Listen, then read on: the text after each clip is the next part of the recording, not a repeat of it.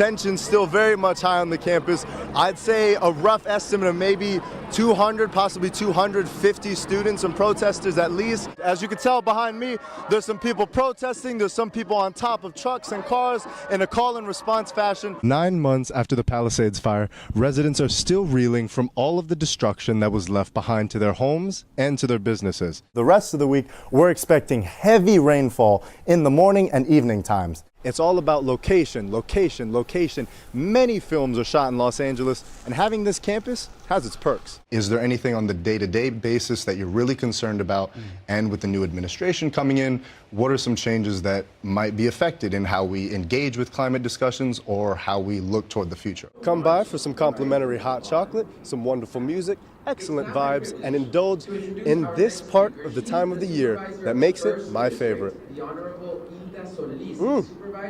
Ho, ho, ho, and happy holidays.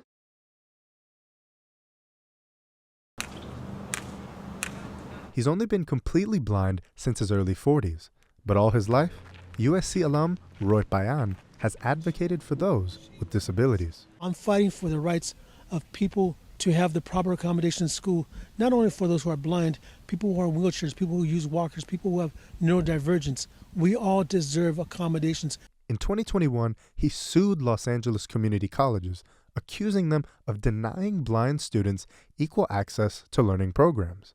He won a financial settlement, but not much has changed at the schools. That's when he met fellow USC students Henry Fox and Henry Warren. People like Roy don't just need more devices that describe the world. They need technology that helps them move through it.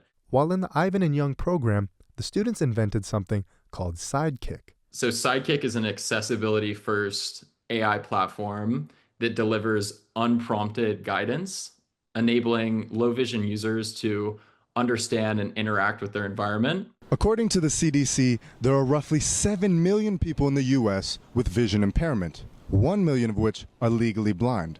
And with chronic diseases on the rise, that number is expected to increase.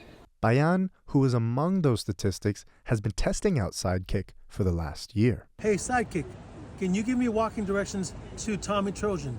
He even helped advise the Henrys on how to make their product more accessible. In disabilities, we have a saying, and that saying is, don't do nothing for us without us. Really just helped us make sure that everything we were doing was like user informed. So really rooting it in data.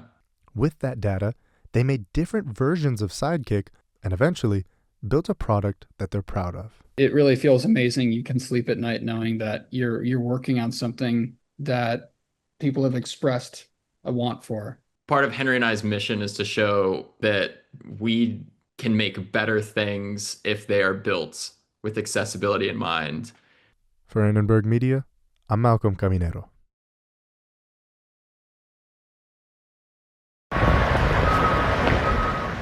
A suspect in the deadly and destructive Palisades fire is now in custody.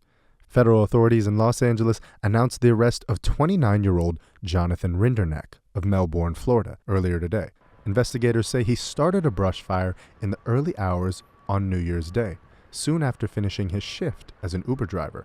Crews believe they had contained the fire that day, but nearly a week later, powerful Santa Ana winds reignited the flames, fueling what became the devastating Palisades fire.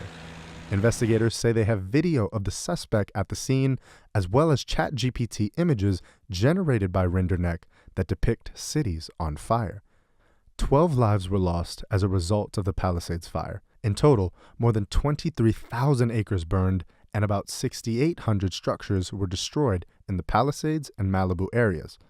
The arrest stirred up emotions for council members and Palisades residents. The reaction, the emotions are hard to describe. It's part a sense of relief, but there is just a simmering anger. It's amazing to think that somebody can think that way or want to do so much harm.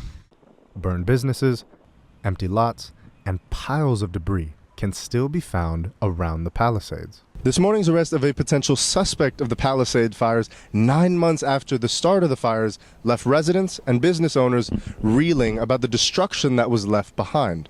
It also brought up questions about the rebuilding process and how long that truly will take. The rebuilding process has been slow, but for residents, it's put them in a tough spot. You know, what caused the fire is kind of an afterthought at this point. Most of us are concerned about, you know, how long is it going to take? How expensive is it going to be? The arrest helps some residents understand who started the fire, but further investigations look to answer lingering questions. Hopefully in the days that come, we'll have more answers and we'll have a little bit more closure. For Annenberg Media, I'm Malcolm Caminero. Order up. Fresh sandwiches, salads, and soups served and created by students. You're learning those soft skills that you would normally learn in the industry, and they get a chance to practice it here. Every Tuesday and Thursday, students at Mount San Antonio College put on their chef's coats and aprons and open their doors to Cafe 91. The cafe is part of a class that helps teach students how to hone their skills in the restaurant industry using real-world experience. Here's the menu. They help come up with every dish, curate the recipes, and they decide what food to serve. Additionally, the students are part of a rotational program that teaches them how to work front of house, where they wait tables and serve food, as well as back of house, where the food is prepped and cooked. They're having to work with each other, and since some of them have been in other positions, they can kind of learn off of each other. They can kind of train each other on that too. It's really built a lot of team building skills for me, a lot of time management. So that's one thing that I struggled with coming in, and on the way out, I feel like I've worked a lot on my time management. The team building skills.